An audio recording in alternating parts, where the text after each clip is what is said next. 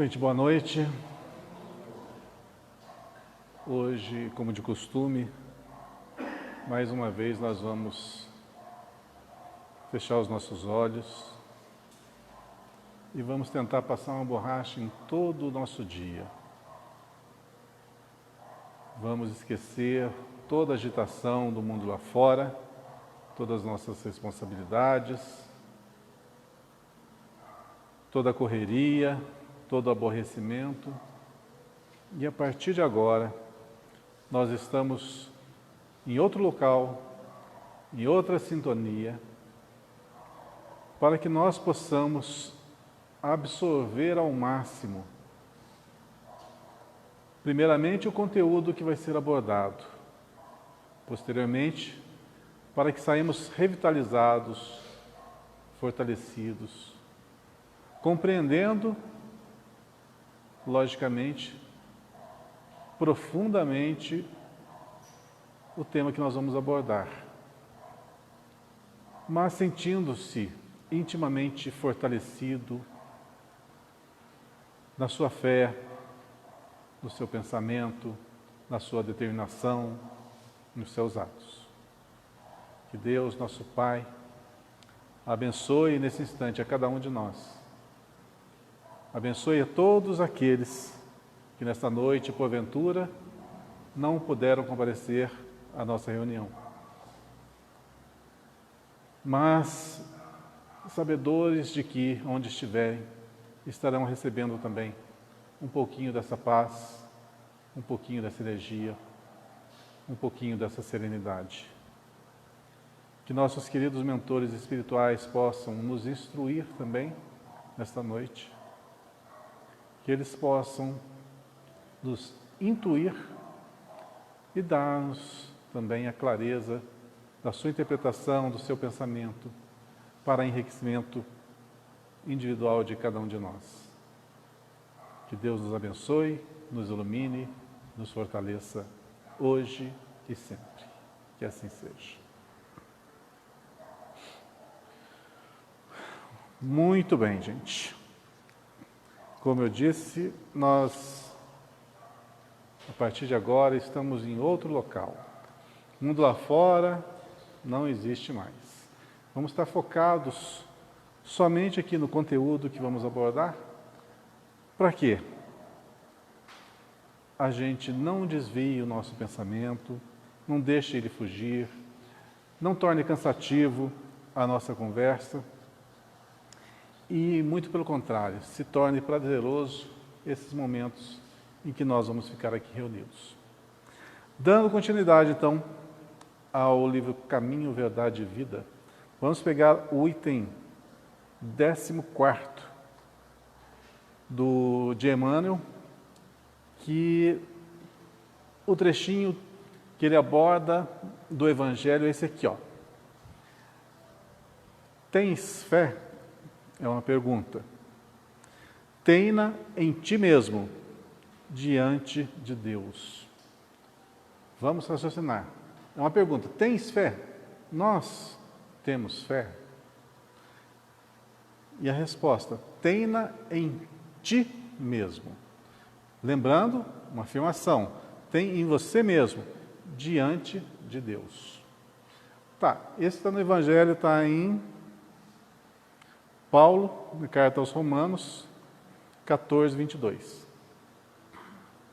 Muito bem, tem fé. Uma pergunta para nós. Nós temos fé? Nós sabemos primeiramente o que é fé? Nós já falamos muito sobre esse assunto, sobre o que é fé, né? E só para relembrar então, eu acho que até a semana passada nós já abordamos um trechinho disso aqui. Ter fé não é aquela certeza que não está pautada numa veracidade. Não é uma coisa aleatória, não é uma coisa extraordinária. Ah, o alto vai fazer algo por mim. Não é uma coisa condicionada. Ter fé é saber.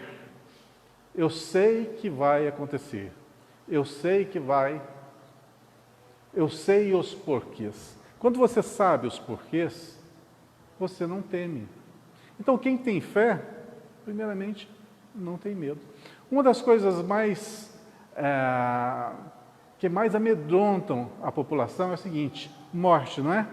A maioria das pessoas, se falar o tema morte, todo mundo já fica com o pé atrás, arrepiado e Deus me livre. Por quê? Por desconhecimento. Por que fala-se assim, os espíritas não têm medo da morte? Por que não tem? A maioria. Tirando, logicamente, o nosso instinto de sobrevivência, né? Mas o que a lógica e a razão nos diz? Que nós estamos aqui temporariamente. Mas o que nos dá a certeza? O que faz com que nós não tenhamos medo? A continuidade. A incerteza da continuidade é o que faz com que as pessoas tenham medo. Além, logicamente, do apego excessivo. Como o Espiritismo fala, explica, relaciona-se com o mundo espiritual,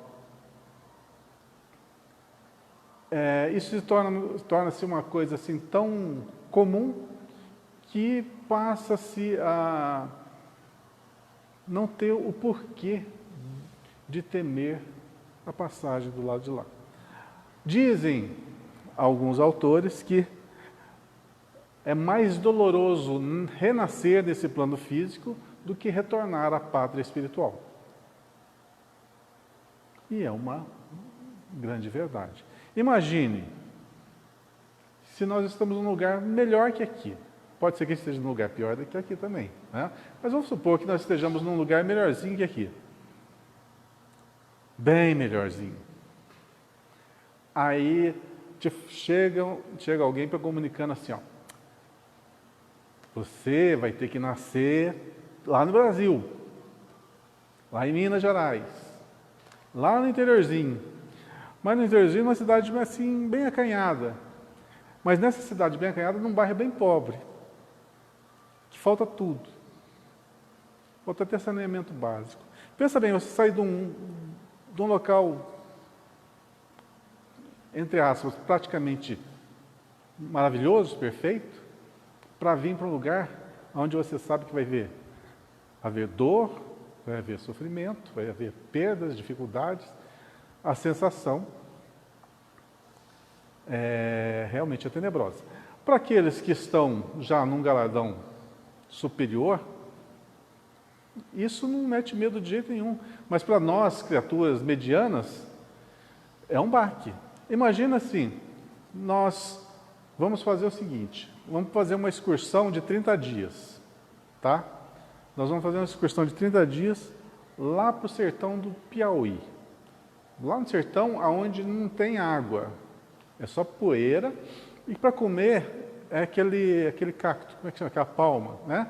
Aquilo lá que nós vamos comer durante 30 dias, que é o que tem. E a água, uma raçãozinha de água bem fracionada. E nós vamos ter que fazer um grande trabalho lá de reconstrução de uma vila. Vamos ter que trabalhar, mas não tem elementos. É barro, sapê, e construir algumas casinhas, chão de terra, e vamos viver 30 dias nessa condição. Nós vamos nos sentir confortáveis? Não tem Wi-Fi, não tem televisão, não tem nada. Tem só isso, trabalho e falta de tudo. Quem que vai gostar? Mas quem é verdadeiramente corajoso, quem tem disposição, quem tem fibra, quem sabe que a finalidade é nobre, vai temer? Sabe que aquilo é temporário, é 30 dias. É 30 dias eu volto para casa. Vai temer? Não. Porque ele sabe que tem força suficiente para enfrentar essa empreitada. Assim somos nós, quando estamos do lado espiritual, prestes a reencarnar aqui na Terra. Nós temos a ciência do que nós somos, da consciência que nós temos, da inteligência que nós temos, das possibilidades que nós temos e do mundo que nos cerca. Só que nós vamos sair dessa zona de conforto e vamos para uma zona de desconforto total, que é o plano Terra. Que tudo nos influencia aqui. E aí? Bom, quando você tem a certeza de que você vai retornar para o lado de lá, uma condição que você já veio, que isso aqui é temporário. Isso aqui vai passar, o corpo vai perecer, todo mundo sabe disso. Mas que você volta com as suas boas aquisições. E você tem boa disposição, você tem a honestidade como seu aliado, você tem a disposição no trabalho, você tem a bondade no coração e a vontade de enfrentar todas as adversidades com carinho, com devoção, com boa vontade. Quando retornar para o lado de lá, tem algum medo nessa passagem? Não. E se você desconhece? Desconhece tudo isso. Mesmo assim, você tem dentro de si aquela intuição que vai para um lugar melhor, como outras e outras crenças, religiões pregam por aí fora. E que se você não tiver uma religião que expõe uma vida pós-morte, você vai ter a tua consciência tranquila de que você fez o bom trabalho e saiu vencedor. Mas, e se você agiu mal aqui? E se você errou? E se você adulterou, roubou, fez tudo que não deveria fazer? Primeiramente, a tua consciência já vai acusar. Quando eu voltar para o lado de lá, mesmo você ignorando o plano espiritual, quando você voltar para o lado de lá, vai ter que prestar contas dos seus feitos. Então aí vem o medo. É o medo da morte ou da prestação de contas? É a consciência pesada ou não? Então, voltando ao ponto ter fé, que eu aliei então a conhecer, saber. Se você sabe de onde você veio, o que está fazendo aqui, o que deve fazer e que um dia vai retornar, você conhece o passo a passo. Nesse passo a passo vai ter obstáculos? Vai. Vai ter dificuldades? Vai ter perdas? Vai. É natural do caminho. Mas você tem força para superar. E passa. Tudo passa. E nós vamos retornar. Então, tendo fé, como diz aqui, em ti mesmo. Por quê? Quando que eu vou ter fé em mim mesmo? Quando eu sei, quando eu estou preparado. Quando eu tenho as qualidades necessárias para me acompanhar na jornada. Então, eu posso seguir com fé de que, aconteça o que acontecer, o resultado vai ser o melhor possível. Diante de Deus. O que quer dizer esse diante de Deus? Diante de Deus. Vamos tirar a figura, Deus como uma pessoa e a gente na frente dele. Que é a primeira coisa que a gente pensa. Não. Perante as leis que nos regem. Diante de Deus, igual. Perante as leis que nos regem. Então, perante as leis que nos regem, tenhamos a consciência tranquila, a certeza do que nós devemos verdadeiramente fazer e aquilo que nós não sabemos ainda, esforçar por conhecer, por aprender, instruirmos-nos, tanto intelectualmente quanto moralmente, e bora lá, vamos em frente. Bom, essa foi a minha pequena exposição sobre isso. Agora eu vou ler para ver se a gente vai bater nesse tema aqui. Tá? Vou ler o que Emmanuel nos fala sobre esse textinho. Então, começando desde o princípio, que chama-se Em Ti Mesmo, né? Paulo, na carta aos Romanos. Tens fé? Tenha em ti mesmo, diante de Deus. Vamos lá. No mecanismo das realizações diárias, não é possível esquecer a criatura aquela expressão de confiança em si mesma e que deve manter na esfera das obrigações que tem de cumprir à face de Deus. Os que vivem na certeza das promessas divinas são os que guardam a fé no poder relativo que lhes foi confiado e, aumentando-o pelo próprio esforço, prosseguem nas edificações definitivas, com vistas à eternidade.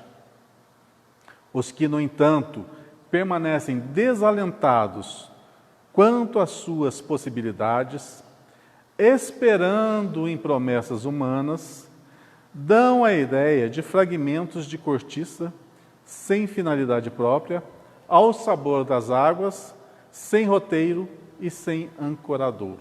Olha, só parando um pouquinho, esse parágrafozinho que eu falei aqui, coaduna muito com o que eu sempre falo com vocês.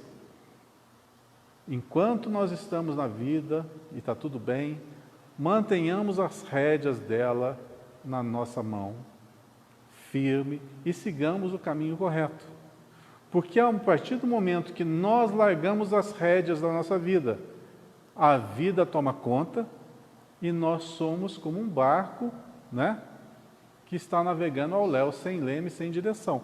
Para onde for, nós vamos. E geralmente nós vamos quebrar nos recifes aí desse mar, nas pedras do caminho, e vamos nos esborrachar. Então, olha só, os que, no entanto, permanecem desalentados quanto às suas possibilidades, esperando em promessas humanas.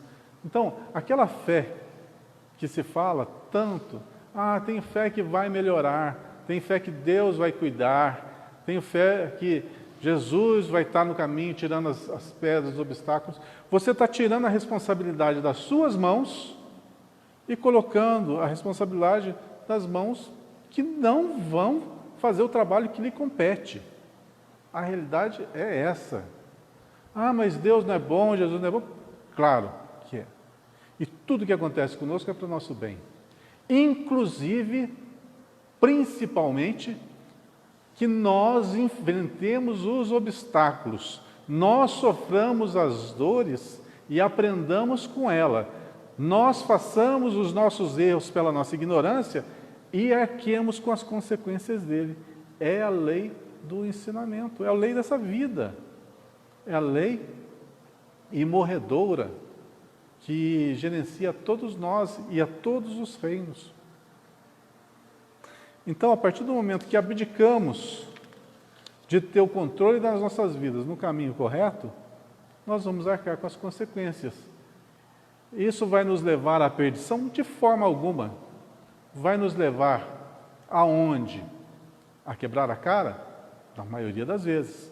Só que aprendemos com os erros. Às vezes, muito melhor aprendemos com os erros do que com os acertos. A dor é a melhor professora, infelizmente. Mas podendo evitá-la é bom, né? Prosseguindo. Naturalmente, ninguém poderá viver na terra sem confiar em alguém de seu círculo mais próximo. Mas a afeição, o laço amigo, o calor das dedicações elevadas não podem excluir a confiança em si mesmo diante do Criador. Às vezes nós estamos numa família, uma mãe muito protetora, um pai muito protetor, que faz de tudo por nós, né? Que já planeja a nossa vida do começo ao fim. Quando a gente nasce, já faz na poupança, já pensando na faculdade. Quando estamos entrando na faculdade, já está construindo uma casa, comprando um apartamento, um carro, para que a gente já tenha uma colocação e um meio de locomoção. Já nos engaja depois de formado num determinado serviço que algum amigo já... Ou seja, facilita muito a nossa vida. Às vezes está nos prejudicando. Sem querer. Abre-se uma aspas aí. Ou às vezes, isso depende muito de quem está recebendo esse benefício, né? Da gratidão, do saber do que está acontecendo, do seu endividamento, porque tudo que você adquire, que não é com o seu esforço, com a sua dedicação, é uma dívida que se contrai. Nós estamos aqui para angariar, para construir, para realizar, para fazer, e não para sermos servidos. Então, o que nós temos de mais valioso que nossos pais, avós, aqueles que nos educam, podem nos presentear, é com o entendimento, conhecimento que nos passa, as virtudes e a honestidade com que nos ensinam. São os valores morais, em suma. mas, principalmente, não sei, não vivi, não lembro do pretérito, mas nos dias atuais, a valorização da materialidade está bem exacerbada. Ou seja, as crianças, os jovens, estão tendo mais do que eles precisam, mais, ou às vezes até mais do que eles merecem. Isso vai fazer com que criaturas frágeis sejam preparadas para a vida. Aliás, essas criaturas sejam postas na vida adulta em estado de fragilidade, pois não conseguem se virar sozinhos. Isso é uma coisa a se pensar. Todos os casos? Lógico que não. Mas, em termos de maioria, houve um aumento significativo disso. É um preço que nós pagamos pelo conforto, pela tecnologia, né? Por toda essa situação mais cômoda em que nos encontramos hoje. Isso vai ter repercussão, vai ter um reflexo na vida desses iniciantes. Vamos ver o que vai acontecer. Na esfera de cada criatura, Deus pode tudo. Não dispensa, porém, a cooperação. Deus pode tudo, mas Ele não dispensa a nossa cooperação, a nossa vontade, a confiança do filho para realizar. Um pai que fizesse mecanicamente o quadro de felicidades dos seus descendentes, exterminaria em cada um as faculdades mais brilhantes. Acabei de falar, eu não tinha lido isso aqui, tá? Um pai que fizesse mecanicamente o quadro de felicidade dos seus descendentes, exterminaria em cada um as faculdades mais brilhantes.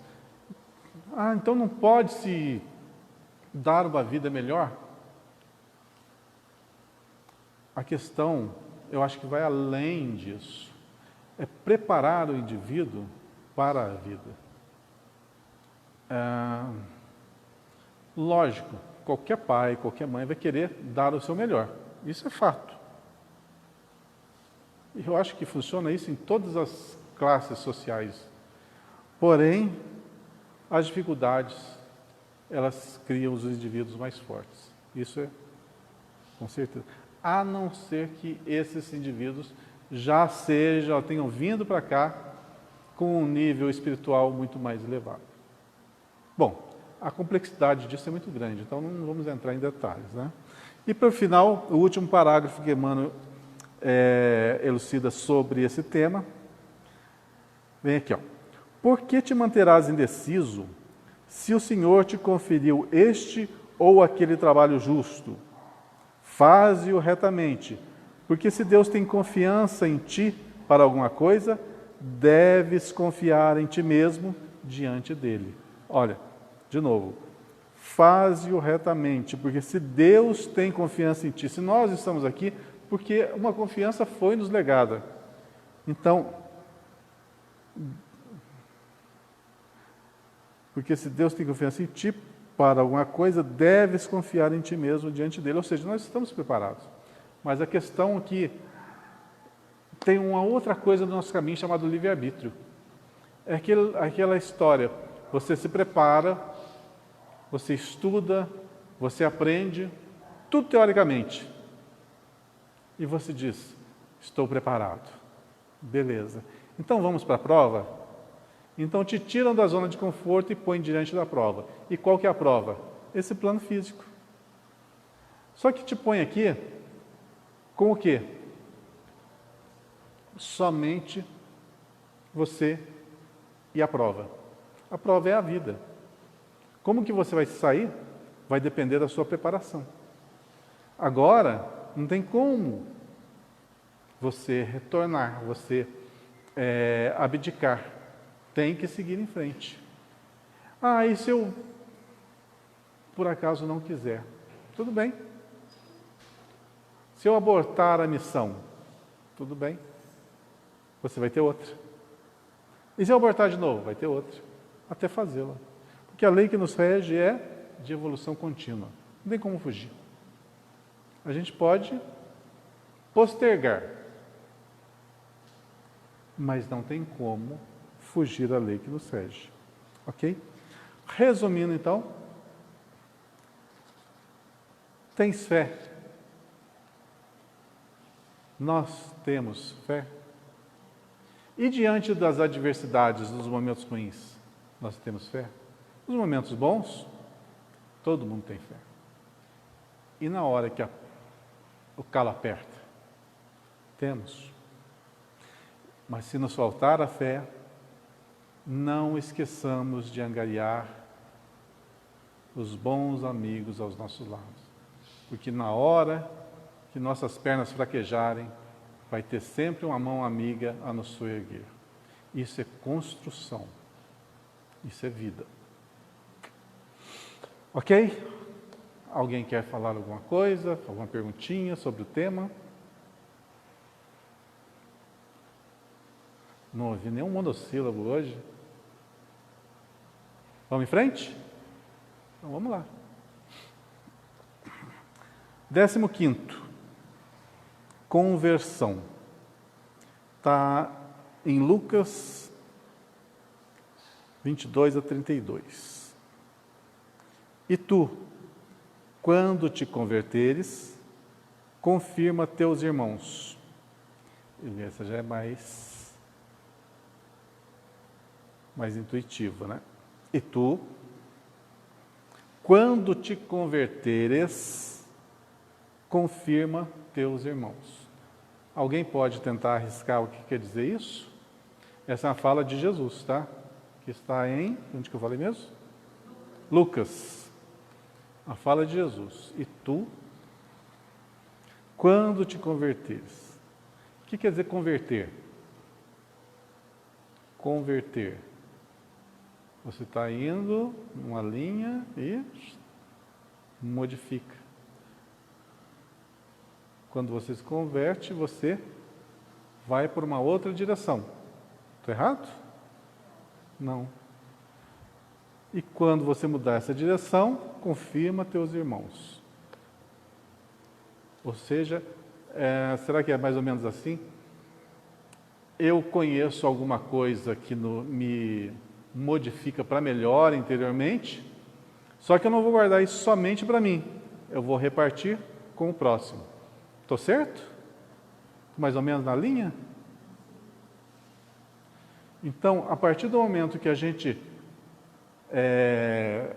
compreende alguma situação da vida, ou compreende alguma coisa importante na nossa caminhada, seja qualquer uma. Por exemplo, eu me torno uma pessoa ativa na caridade, tá? Uma linha de exemplo. Eu me torno uma pessoa ativa na caridade. Quando eu começo a me dedicar à caridade, eu noto que eu me modifico.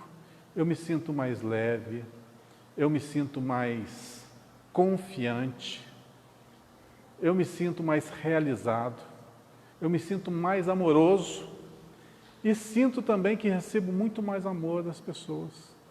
Que essa troca é muito grande a partir do momento que eu começo a fazer a caridade. E essa sensação me preenche completamente. E eu vejo que aqueles que estão à minha volta continuam a sua jornada do mesmo jeito. Mas eu estou em estado de êxtase, um estado totalmente diferente, muito mais purificado, melhorado. Eu não vou querer compartilhar isso com o próximo, com aquele que está ao meu lado? Será que é nessa linha? Vamos tentar ver? Vamos ver se dei um bom chute. Vamos lá, conversão. E tu, quando te converteres, confirma teus irmãos. Não é tão fácil a conversão do homem, quanto afirmam os portadores de convicções apressadas. Vamos lá, vamos bem devagar, para a gente não perder nada, nenhum detalhe. Não é tão fácil a conversão do homem, quanto afirmam os portadores de convicções apressadas. Ou seja, aquele que já depara-se com o tema, já se acha sabedor dele, já se acha que modificou e que isso agora para passar para os outros, seria moleza. Uma das coisas que a gente tem que ressaltar é que mudança não acontece de uma hora para outra. Tipo assim, eu peguei esse livro aqui de Emmanuel, fala sobre o Evangelho, eu vou ler ele, e na hora que eu terminar ele, eu vou estar outra pessoa, modificada, uma pessoa iluminada, uma pessoa que vai fazer 100% do que está dizendo aqui. Convicção apressada. Tem pessoas que estão começando no Espiritismo e alguém lhes indica assim, você tem que ler o Livro dos Espíritos, você tem que ler o Evangelho segundo o Espiritismo, você tem que ler o Livro dos Médiuns, você tem que ler o Céu e o Inferno e a Gênese, o Pentateuco, os 5 livros da codificação.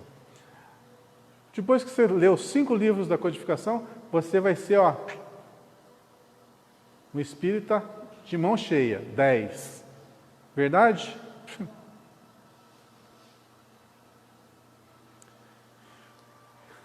Não vai ser, né? Por quê? Porque a natureza não dá saltos. Mesmo que você tenha uma mente privilegiada, que tudo que você lê, você guarda na memória. Vamos supor que isso não é possível, né? Pelo menos para nós, na condição que nós estamos, isso não é possível. Vamos supor que você leia tudo e guarde tudo, memorize tudo, é a mente fotográfica. Você vai modificar? Não. O que falta? A prova. Né? Você tem a intelectualidade. Eu li tudo, eu aprendi tudo, sei tudo que está ali, como devo agir. Mas eu ajo, e a moralidade? E a ação? A exemplificação? Então você na intelectualidade, você fica lá em cima e nas virtudes você fica aqui embaixo. Um total desequilíbrio. Né? Então, como é que se equilibra essa balança? Ação. Põe em prática isso aqui e aí você equilibra. Quem vive só do aprender para si próprio vai estar desnivelado. E isso é tão grave que existem pessoas que renascem aqui na Terra e vivem em completo analfabetismo. Não sabem ler, não sabem escrever, mas são pessoas boníssimas, que fazem a caridade, que sabem coisas assim que a gente fica de boca aberta. Como é que essa pessoa sem instrução sabe tanto? Então o que se processou aí? Geralmente, não em todo caso, geralmente pode ser que seja um indivíduo que em outras eras, intelectualmente ele era top, estava lá em cima, mas moralmente estava desajustado. Então ele pede para renascer em completa ignorância, para exercitar o quê? As suas virtudes, para que ele possa elevá-las. Então essa teoria que ele angariou lá no passado vai ser-lhe muito útil aqui nessa jornada. E quantos expoentes que a gente conhece, que está na literatura, que nasceram na mais absoluta pobreza, tiveram as maiores dificuldades, fizeram apenas o primário, aprenderam a ler, quando muito, até o 4º ano primário, mas que tinham conhecimento fora do comum. Da onde que vem isso? Logicamente, de eras pretéritas. Então,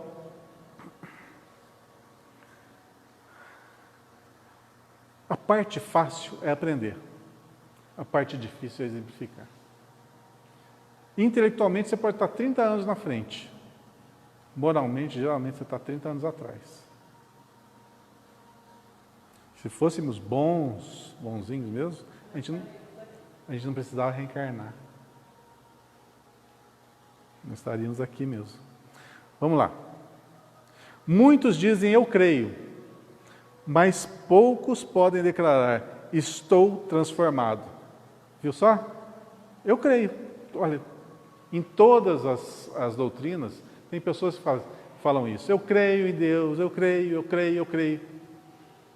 Mas dentro, na sua essência, não mudaram nada. Ou mudaram um pouco, ou estão em processo de mudança. Mas é o tal negócio. O saber não quer dizer que nós realmente captamos essa mudança. As palavras do Mestre a Simão Pedro são muito simbólicas. Jesus proferiu-as na véspera do Calvário, na hora grave da última reunião com os discípulos. Recomendava ao pescador de Cafarnaum confirmar-se os irmãos na fé quando se convertesse. Acresce notar que Pedro sempre foi o seu mais ativo companheiro de apostolado.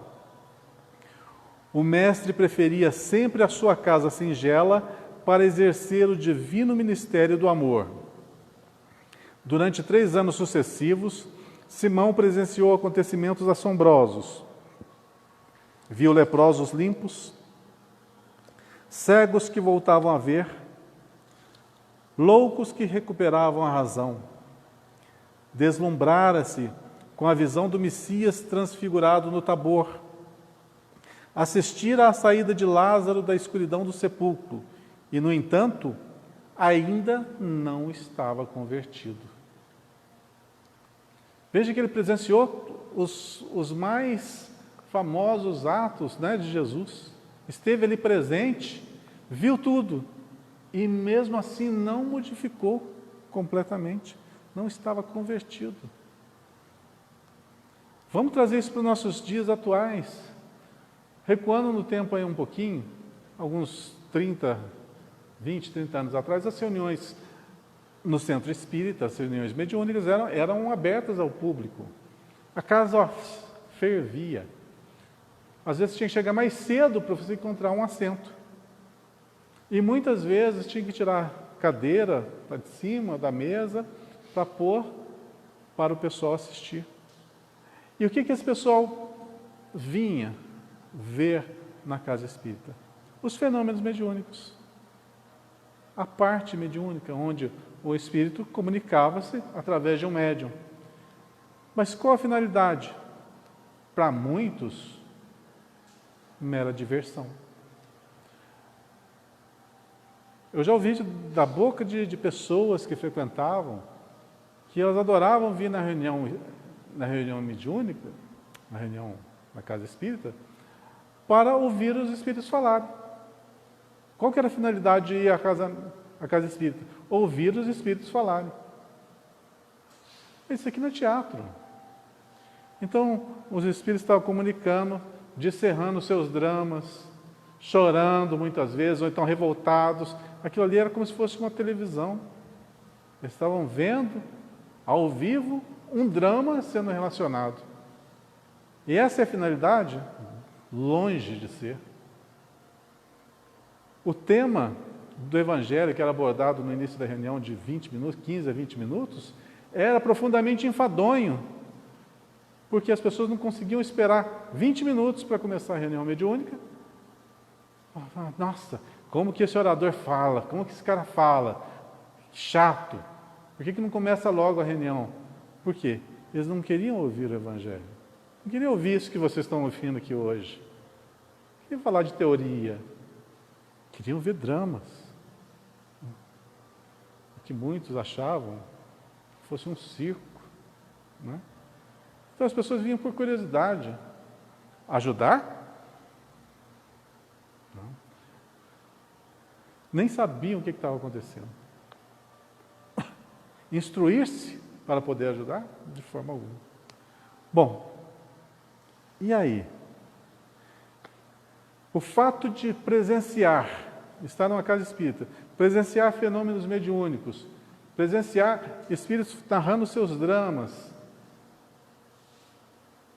fez com que estes compreendessem a vida após a vida? Da vida física? Não.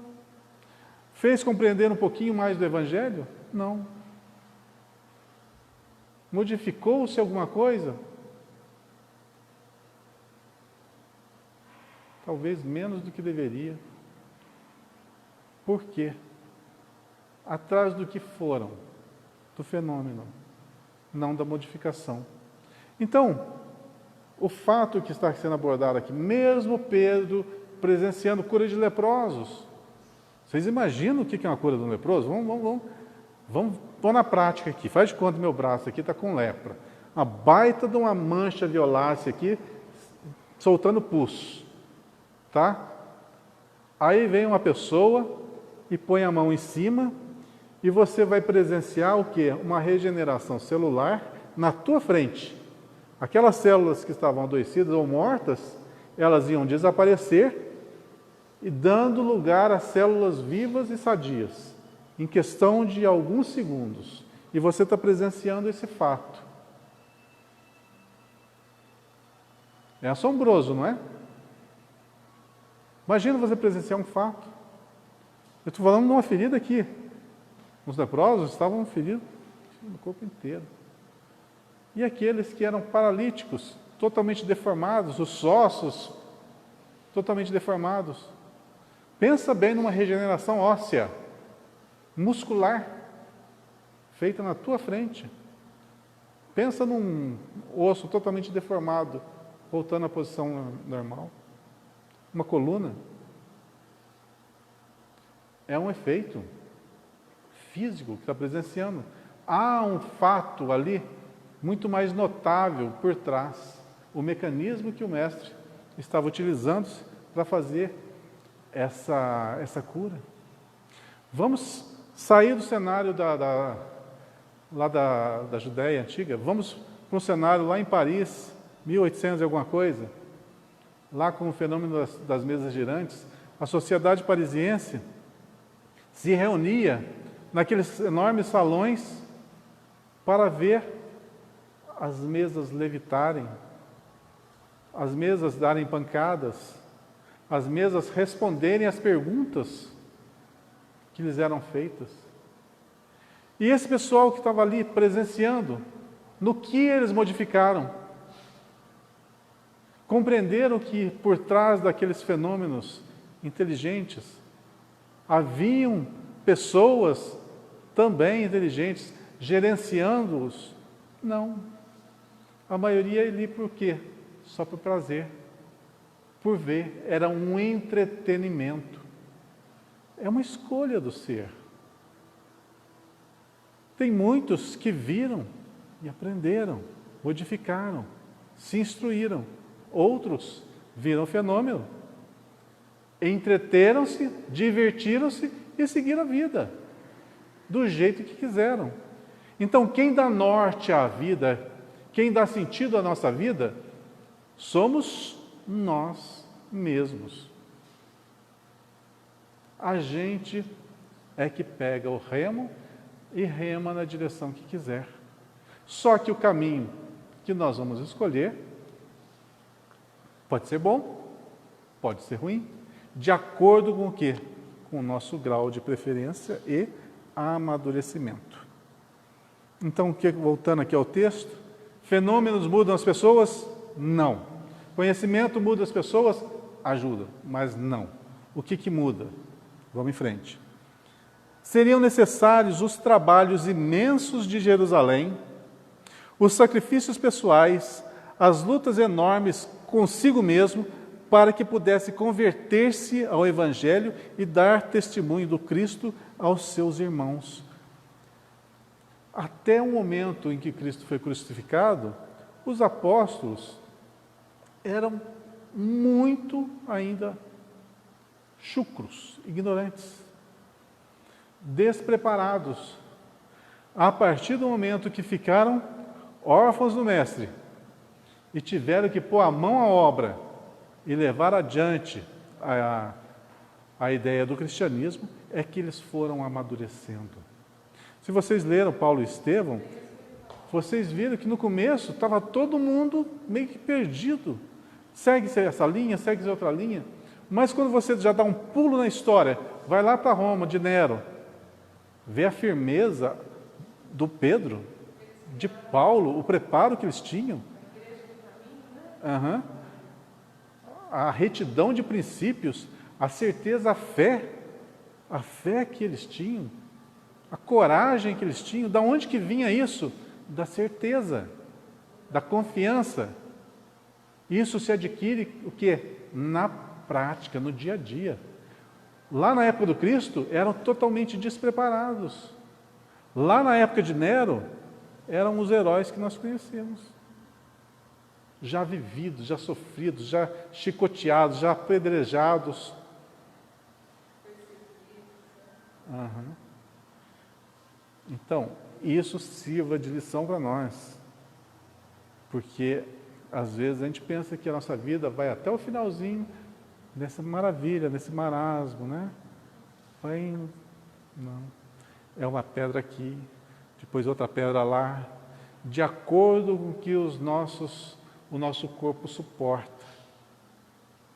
Então, quanto mais forte nós formos, as chibatadas da vida se tornam também mais ferrenhas. Mas a gente espera. E o bom é que a gente não é chicoteado sozinho, né? Sempre tem alguém sendo chicoteado com a gente. Então a gente nunca sofre sozinho, não. Mas lembrando uma coisa, ter fé é saber que tudo que nos acontece é para o nosso bem. Lembro daquela frase lá do comecinho, né, que eu sempre gosto de relembrar, que é Deus. Deus é a inteligência suprema, causa primária de todas as coisas. Quais suas características principais?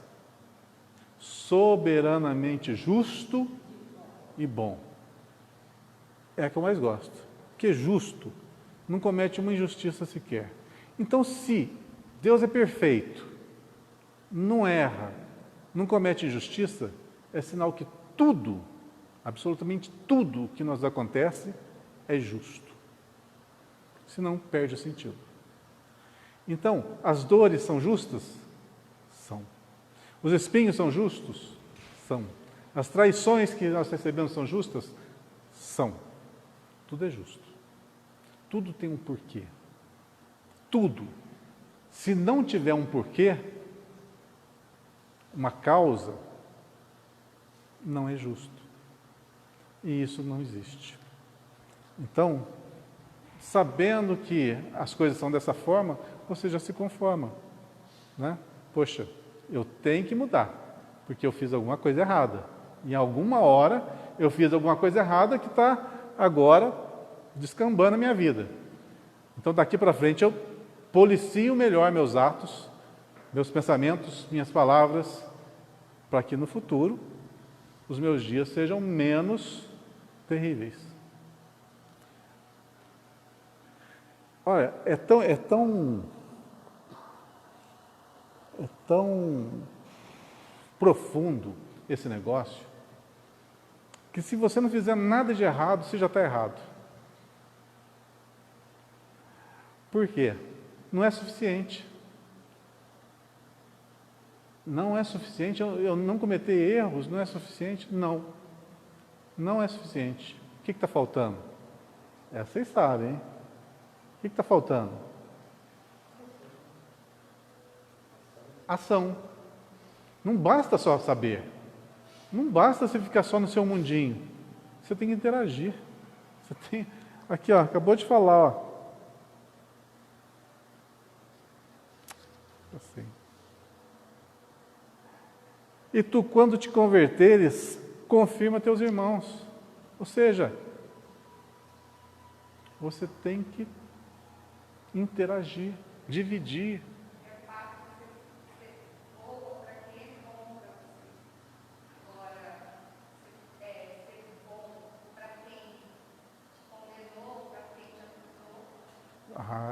Olha, é raro, são raras as pessoas que fazem isso. São raras. Existe, mas são raras. Porque ainda não estamos nesse patamar, estamos em vias. Alguma coisinha a gente já consegue, mas é muito difícil. Por quê? A nossa característica aqui, todos nós encarnados, é que somos pessoas ainda muito orgulhosas. É uma característica da raça humana, muito orgulhosa. muito vaidosa e muito egoísta. São esses três alicerces da nossa construção inferior que nós temos que demolir. Por isso os atritos, os enormes atritos que vai fazendo pouco a pouco isso aqui sendo ruído e renascer um ser humano em bases mais sólidas. E quais são essas bases mais sólidas? As bases evangélicas. Né? E para terminar o último parágrafo aqui, não será por se maravilhar tua alma ante as revelações espirituais que estarás convertido e transformado para Jesus. Né? Como falado. Simão Pedro presenciou essas revelações com o próprio Messias e custou muito a obter esses títulos. Trabalhemos, portanto, por nos convertermos. Somente nessas condições estaremos habilitados para o testemunho. Olha só. Trabalhemos, portanto, por nos convertermos.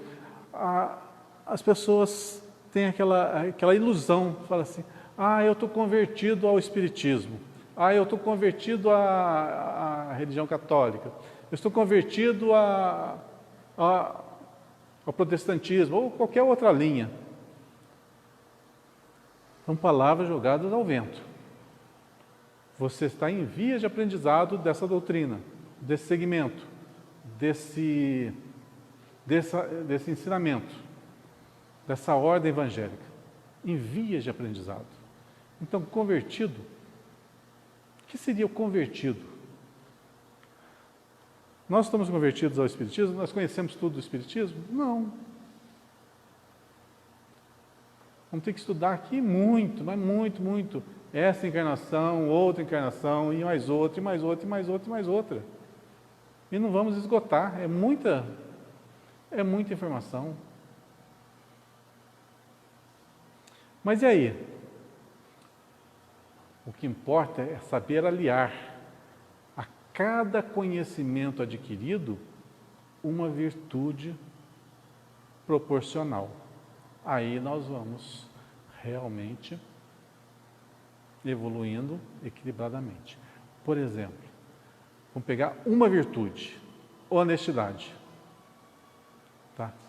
Então, você, na sua vida, você é honesto 100% em tudo, em todas as suas ações. E você, com o seu exemplo, você já vai inspirando outras pessoas, aquelas que estão à sua volta, seus filhos, seus pais, seus amigos, a também serem honestos.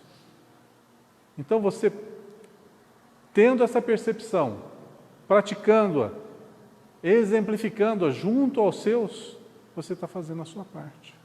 Mesma coisa para a caridade, mesma coisa para a fraternidade, benevolência e por aí vai. Então, em todas as virtudes adquiridas, aliemos a ela a prática, a execução, para que a gente não fique cambeta. E não espera que a vida dê aquilo que compete somente a nós. Só para dar uma pausinha no nosso assunto, terminei, né? Aqui. Vocês assistiram o vídeo que eu mandei para vocês? Da Ana? O que vocês acharam? Fala um pouquinho, hoje vocês estão deixando sozinho, né? Fala um pouquinho. O que vocês acharam do vídeo?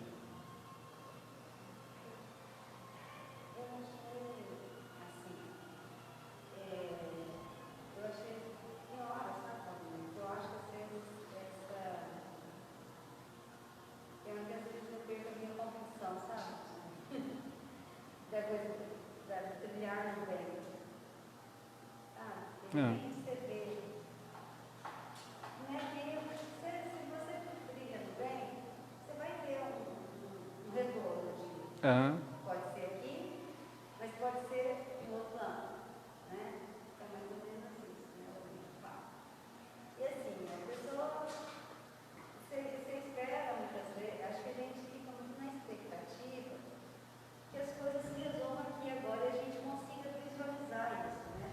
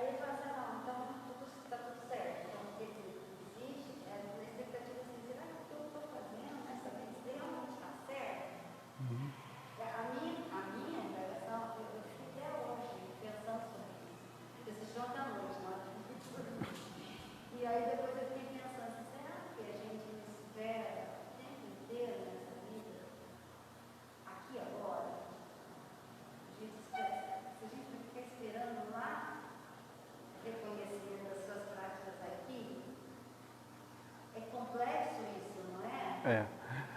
E aí você tem a resposta do alto. Se aquilo que você fez realmente foi válido ou não. A gente não vê, eu vejo assim, às vezes você fica muito na expectativa. E muitas vezes não tem resposta. Então eu acredito que nós estamos falando, muitas pessoas vêm para confirmar se aquilo que ela está fazendo é alguma coisa. Entendeu? Então eu digo, esse vídeo foi assim, mexeu um pouco comigo, porque assim, tá fazendo ok, tá tudo certo, está caminhando bem, está se convertendo, está mudando realmente. Mas sabe que fica às vezes a dúvida? Porque a gente quer resposta imediata. Deixa eu só colocar uma coisa do vídeo. Muito que eu acho que o Paulo fez aquela explanação e respondeu daquela maneira, porque ele viu que a pessoa, o encarnado, né, que era uma senhora que eu acompanhava, ele estava preparado para aquilo, né, que tinha maturidade, né, para ouvir aquilo, mas falando, você estava falando isso, eu acho que a gente espera resposta, mas muitas vezes nós não estamos com a maturidade e as respostas chegam para a gente, mas a gente ainda não tem maturidade. Eu às vezes penso assim, que às vezes as respostas chegam e a gente não tem a capacidade de interpretá-las, né? Porque a gente é muito... nós estamos meio cru ainda. Então a gente, meio cru. tem um cara que fala assim, que existe, chama de Buckshot, ele fala isso o tempo inteiro, que os milagres acontecem a todo momento, basta você querer chegar. E é isso, né? Então assim, eles chamam isso lá no livro de 5 destinos.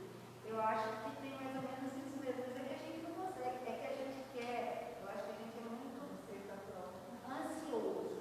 A gente quer a resposta hoje, aqui agora, entendeu? Então, mas deixa eu falar uma coisinha. Antes de eu falar... Por favor. Ele deu a sobra, para ele tocou, para quem recebeu muito. Aí essa expectativa, ele não tinha expectativa de nada, ele estava dando a sobra. Quando a gente não tem expectativa, é que as coisas fluem. Quando a gente se cobra e tem expectativa, a gente não está fazendo uma coisa de uma maneira natural. Mas é isso que eu acho bastante, a gente tem muito isso. Você está fazendo bem? Às vezes a gente quer o retorno, né? É uma coisa, é egoísmo da nossa parte. Eu achei muito assim, que tem muita coisa que a gente faz, a gente nem está vendo que está fazendo. E faz tão bem para a pessoa, a gente é pouco. A pessoa é muito. Eu vivo isso muito, muito. Mas eu vejo também que a gente também espera. Espera, né? Não é essa coisa de manter o que faz de uma vaidade. A vaidade. Eu também acho. Isso também. Então, deixa eu contar essa Deixa eu contar essa história para as meninas que vieram aqui. Elas não devem estar boiando, né? O que nós estamos falando. É o seguinte. A gente mandei para todo mundo aqui, pelo WhatsApp, um vídeo. E esse vídeo conta mais ou menos essa história aqui, verídica. Quem conta a história é a Ana Guimarães, é uma palestrante espírita. Se procurar no YouTube, vocês vão achar muitos e muitos vídeos dela, inclusive esse que eu vou falar. Então ela encontrou com uma amiga,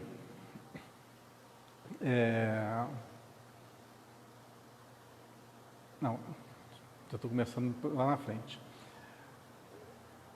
Numa visita a uma determinada cidade, ela encontrou um conhecido, um casal de conhecidos, muito tempo que não via.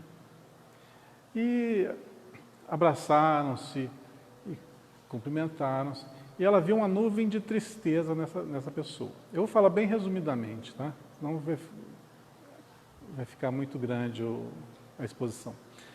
Então, ela viu uma nuvem assim de tristeza, de amargura naquelas pessoas. Alguma coisa estava acontecendo. E aí, na conversa, eles narram que ele estava com câncer, estava ali naquela cidade para fazer um tratamento, né? Mas que o câncer estava muito evoluído e que possivelmente ele iria desencarnar rápido. E como ela estava ali, ficou sabendo de uma reunião, nessa reunião numa casa de uma outra conhecida, né? E que o Divaldo Franco estaria presente. Então ela pediu permissão para levar esse casal de amigos para essa reunião que ia ser realizada na casa da outra amiga. Então, pula-se esse trecho, estão eles lá na reunião. E a reunião discorre normalmente, no final, ela apresenta esse casal ao Divaldo. E o Divaldo já os conhecia, né? E aí, conversando fraternalmente, como está, né? E ele narra o seu episódio, o que está acontecendo. E fez uma pergunta para o Divaldo. Divaldo, eu vou morrer? E foi bem claro e objetivo. E o Divaldo pegou e falou, vai sim. E todo mundo ficou assustado, né? E quando você vai numa reunião, pensa-se num consolo, né? Uma expectativa, uma esperança, né? E depois pergunta para o Divaldo, por que você falou isso? Por que você falou que eles vão morrer? Ele vai morrer? Ele falou, porque a nossa irmã, aqui do lado, é espírito, né? Nossa irmã Benedita Fernandes está aqui do meu lado e está dizendo que ele vai desencarnar. Mas que é para ele não ter medo, não, porque assim que ele desencarnar, ela vai vir buscá-lo e a primeira coisa que eu vou fazer vai ser abraçá-lo e agradecer-lhe por tudo que ele fez por ela. Aí depois começa a narrar a história, né? O que ele fez? Naquela época, vida difícil, ele era bucheiro, né? Bucheiro. Bucheiro é a pessoa que vendia miúdos de boi, né? Na rua. E determinado dia ele seguiu por uma estrada que ele não costumava seguir, e chegando num determinado local, ele viu um monte de crianças brincando. Aí, e como ele gostava muito de crianças, e ele não tinha filhos, né? Era só ele e a esposa, ele ficou olhando aquelas crianças brincando, e lá na frente uma tapera, uma casinha quase caindo de pau a pique, né? Uma coisinha bem surrada mesmo. E ele chegou para as crianças ficaram olhando ele também e puxou conversa. E perguntou, onde que vocês moram? Eu moro ali. E as outras crianças? Moram ali também. E quantas são? São 30 crianças. Vocês 30 moram naquela taperazinha, Eles eram todos órfãos e foram adotados pela Dona Benedita.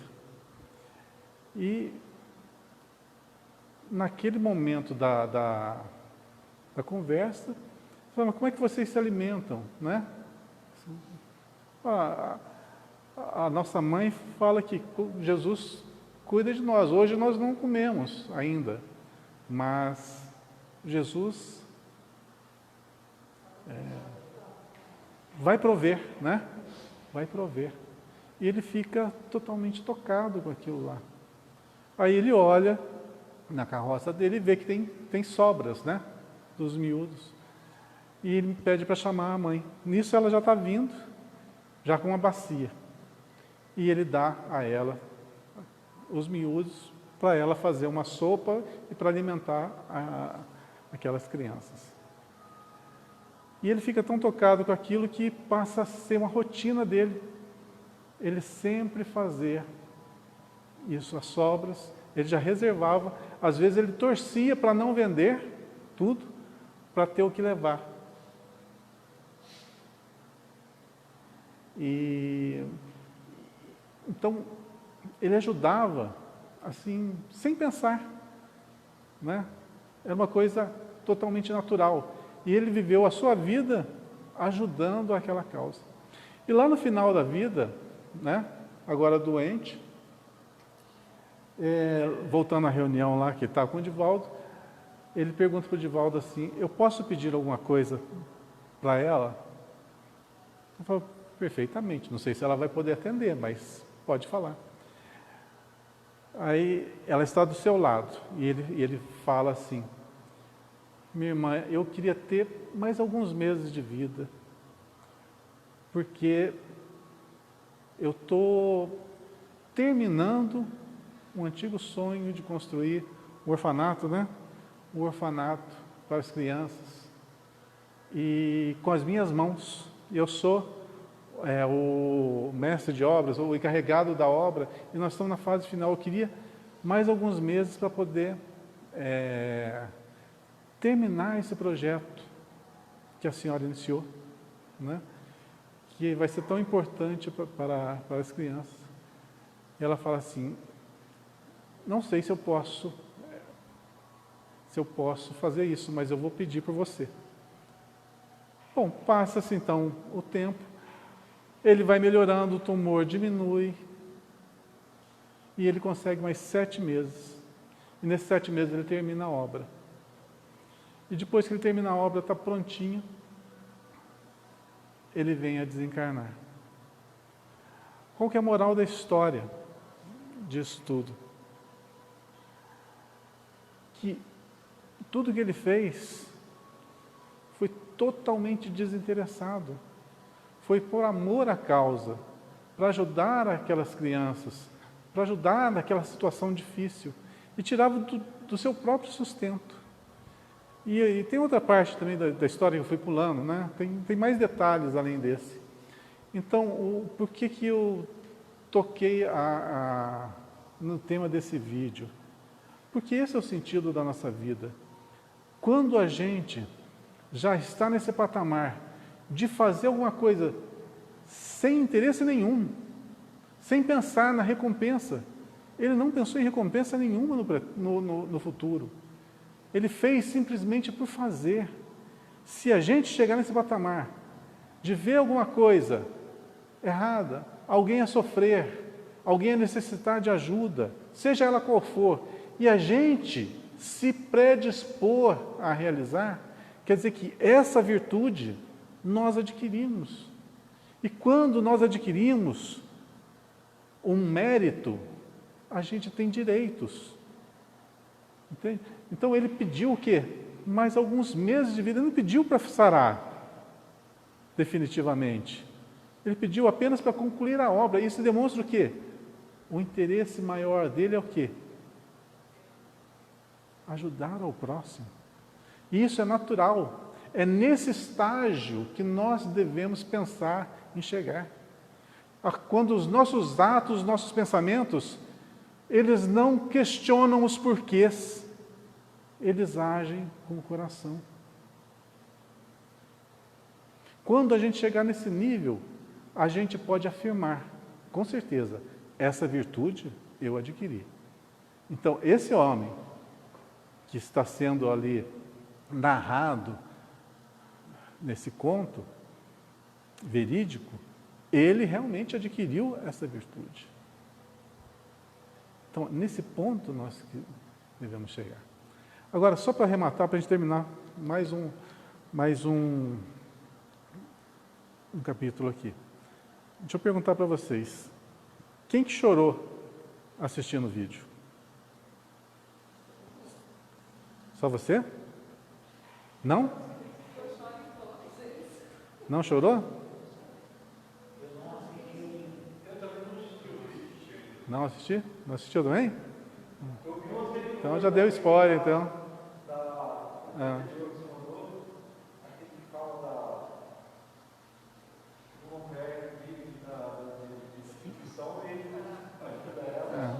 Aí depois ele ganha um novo interesse. Olha, eu assisti vários que eu mandei para você, mas esse foi o que eu mais chorei. Assim, de não conseguir conter. E não foi o mais tocante.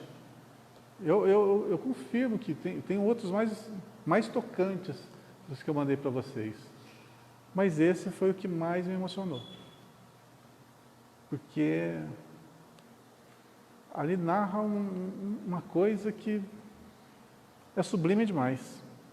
Acima do... É uma coisa quase angelical. Bom. Hã? Deu. Mas olha só. Essa pessoa narrada, ela pode ter essas virtudes, logicamente ela tem essas virtudes, mas ela pode ter outros defeitos, como todo mundo. Às vezes, a gente vê muitos nossos defeitos e a gente não nota as nossas virtudes. A gente faz isso também, a gente tem virtudes. E não precisa que outras pessoas falem para você, você fez isso, você fez aquilo outro. Porque é tão natural. Isso que é o que nos gratifica. É tão natural, tão espontâneo, que você não dá valor. Mas os outros todos dão valor. Então, quando você retornar, espero que demore, quando retornar para a pátria espiritual, dependendo do número de pessoas que vier te saudar, vão esperar por você, isso vai dizer o quanto de boas ações você fez aqui. Lembra não sei se vocês leram o livro do Bezerra de Menezes. Bezerra de Menezes foi um grande benfeitor. Ajudou, assim, centenas ou se não milhares de pessoas. E quando ele desencarnou na pátria espiritual, foi uma verdadeira multidão recebê-lo. Não foi um espírito, mas 10 espíritos, não, foi uma multidão recebê-lo. Por quê? Gratos por tudo que ele fez por essas pessoas. Então, espero que um dia, que seja longe ainda, quando retornarmos para a pátria espiritual, tenha pelo menos uma pessoa a nos recepcionar lá. E que essa pessoa, a gente tenha feito a diferença na vida delas. Se tiver uma, eu já me sinto satisfeito. Agora, se tiver ninguém, aí tem jeito. Repete a dose, volta para cá e faz tudo de novo. Olha, eu vou começar esse aqui. Se não der tempo, a gente continua semana que vem, tá? É rapidinho. Esse está em João Batista. Está em João, aliás. Quem fala esse pedacinho aqui é João Batista. Está em João, capítulo 1, versículo 23. O tema é endireitai os caminhos. Vou pegar só o tema. Costume de olhar para cá, né? Endireitai os caminhos. O que quer dizer isso? Endireitar. É porque não está certinho. Os caminhos é onde que nós vamos trilhar. Então vamos endireitar o caminho para a gente seguir. Pelo tema, basicamente é isso. Vamos ver o que ele nos fala aqui. Endireitai o caminho do Senhor, como disse o profeta Isaías. Eu não conheço, é só esse trechinho. Então, basicamente, o tema aqui abordado é endireitai o caminho do Senhor. O que isso quer dizer? Para vocês que vieram pela primeira vez aqui, estão prestigiando-nos, né? Feliz com a presença de vocês. Sabe que o objetivo desse nosso curso é pegar, baseado em Emmanuel, tá? Trechos do Evangelho, trechinhos do Evangelho. A gente lê o Evangelho rapidamente e às vezes não são escritas fáceis de compreender. Então a gente pega pequenos pedacinhos, aliás, quem pega Emmanuel, pequenos pedacinhos para que a gente possa compreender o que está por trás dessas letras. Então esse é o nosso objetivo, tá? Pegar trechinhos do Evangelho, bastante trechinhos, só nesse livro são 180, e fora são 6 ou 7 livros, quer dizer, tem muita coisa do Evangelho aqui sendo abordada. E esse especificamente, o 16º, endireitai o caminho do Senhor. Bom, Vou ler primeiro para a gente poder dissertar sobre isso, tá? A exortação do precursor permanece no ar, convocando os homens de boa vontade à regeneração das estradas comuns. Em todos os tempos, observamos criaturas que se candidatam à fé, que anseiam pelos benefícios do Cristo, clamam pela sua paz, pela presença divina e, por vezes, após transformarem os melhores sentimentos em inquietação injusta, acabam desanimadas e vencidas. O que está dizendo aqui? Falar com as minhas palavras. As pessoas procuram a religião, seja ela qual for, isso em qualquer lugar, e espera que a religião as sirva. Muitos veem o Espiritismo, como eu falei no comecinho, pelos fenômenos, para ver comunicação dos espíritos, ou então para comunicar-se com um familiar que já desencarnou, né? Quer saber notícias desses, mas é assim, uma coisa bem superficial.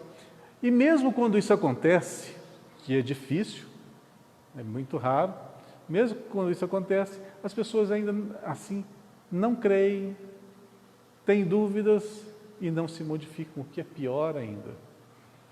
Então, quando se chega ao objetivo, vê que aquele objetivo é tão sem sentido, tão pequeno, que elas perdem o interesse. Então, muitas pessoas buscam na religião algo que lhes complete. Não acham e ficam pulando de uma para outra. Querem que a religião se molde ao jeito dela ser, dela pensar, mas não pensa em modificar-se para moldar-se conforme a religião assim o determina. Então, nessa hora que tem que fazer um esforçozinho de modificação, de retificação, não dá. Quando falar reforma íntima, não dá. Tem que parar de coisas básicas. Você tem que parar de beber. Coisa básica, não é boba. Não, eu não largo meu aperitivo. Tem que parar de fumar. Não, é muito difícil. Tem que parar de pular cerca. Não dá não para ficar na monogamia. Parece piada, né? Parece piada, mas é verdade. Tem que seguir o bom caminho. Você tem alguns equívocos que você pratica, você não pode praticar mais, você tem que se retificar. Pessoas que falam, ocorrido aqui na casa espírita, vieram, envolveram-se com a doutrina, aprenderam e depois sumiram, largaram mão. Aí quando encontrados ocasionalmente na rua, em determinado local, e aí, o que aconteceu? Você sumiu, desapareceu? Não, aconteceu alguma coisa lá? Não. Achei o Espiritismo maravilhoso, os ensinamentos muito profundos, só que tem uma coisa, é muito certinho para mim. E eu não consigo. Certas coisas eu não consigo abandonar. Então, aquela pessoa não está preparada ainda. Então, é muito comum isso que nós estamos falando. As pessoas abandonarem porque não querem, abandonam a doutrina, a religião, abandonam o evangelho, porque não querem abandonar seus hábitos mais arraigados. Olha só, clamam pela sua paz, a paz que a religião poderia dar. Clama pela presença divina, que é que Deus esteja ali paparicando-nos, né? E por vezes, após transformarem os melhores sentimentos em inquietação injusta, acabam desanimadas e vencidas. Onde está Jesus que não lhes veio ao encontro dos rogos sucessivos? Olha só, onde está Jesus que não lhe veio ao encontro dos rogos sucessivos? Poxa, se você está pedindo errado, vai vir? Não vai vir.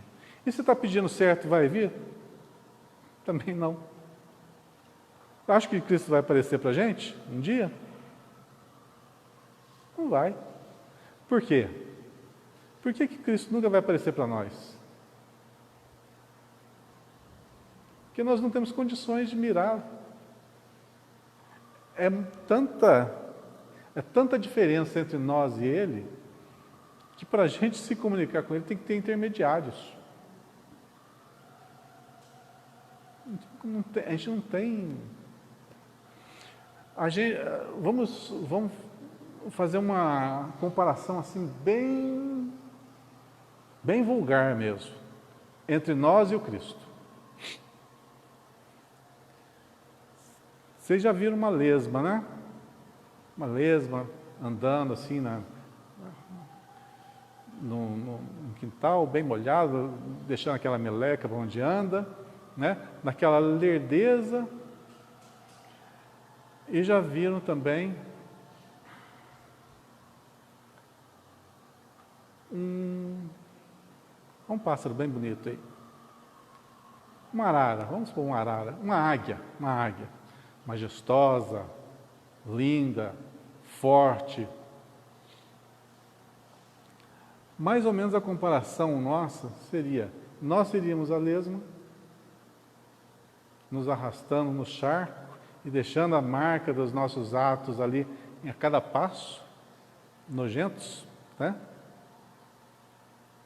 E Cristo, aquela águia que voa em liberdade, que tem toda a força para fazer tudo o que quiser e ver tudo de cima, de outro ângulo, muito melhor que nós que estamos na terra, rastejando no charco. Mais ou menos isso. Uma diferença assim, bem vulgar. Então não tem como a gente ter acesso a Ele. E na nossa ingenuidade, a gente pede que Jesus me ajude. Vai ajudar através dos mecanismos que a vida nos oferece. E às vezes a ajuda está onde? Na pessoa que está do lado, na mãe, no pai, no irmão, no amigo. Aquele é um instrumento que Jesus utiliza para nos ajudar. Mas nós, na nossa ingenuidade, que é o quê? Que o Cristo apareça. Tem tantos que falam assim, quando eu morrer, eu vou chegar para Jesus, como se fosse fácil, né? Vou chegar para Jesus e vou expor tudo que está errado nesse mundo. Vou reclamar para Ele. Parece piada, né? Mas é verdade. Tem pessoas que estão só esperando bater as botas para ter uma audiência com algum homem lá. Pura infantilidade.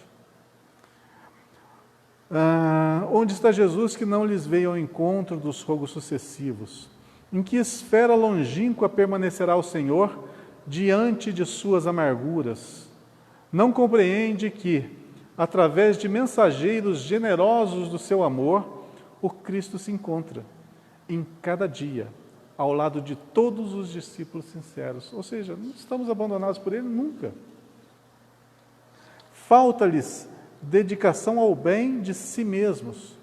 Correm ao encalço do Mestre Divino, desatentos ao conselho de João, endireitai os caminhos. Não adianta clamar, você tem que ir pelo caminho correto. Quais são os caminhos tortuosos? São os nossos vícios, nossos equívocos, nossos enganos. São aqueles que fazem atrasar a nossa marcha. Para que alguém sinta a influência santificadora do Cristo, é preciso retificar a estrada em que tem vivido. Muitos choram em veredas do crime, lamentam-se nos resvaladouros do erro sistemático, invocam o céu sem o desapego às paixões avassaladoras do campo material. Em tais condições, não é justo dirigir-se a alma ao Salvador, que aceitou a humilhação e a cruz sem queixas de qualquer natureza.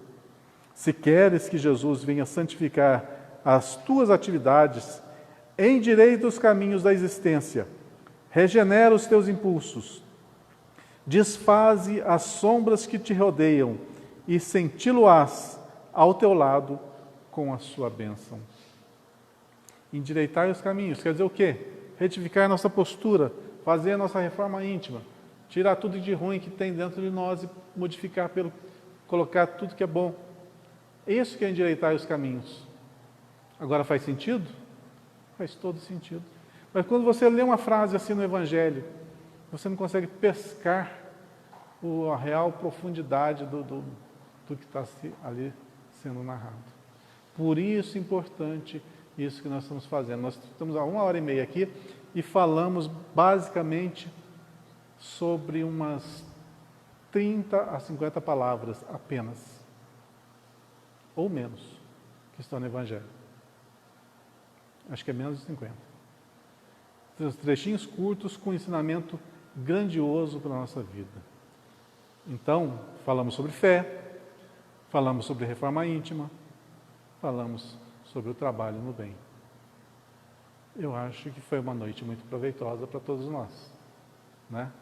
Espero que semana que vem estejamos aqui mais uma vez dispostos, de boa vontade, viu?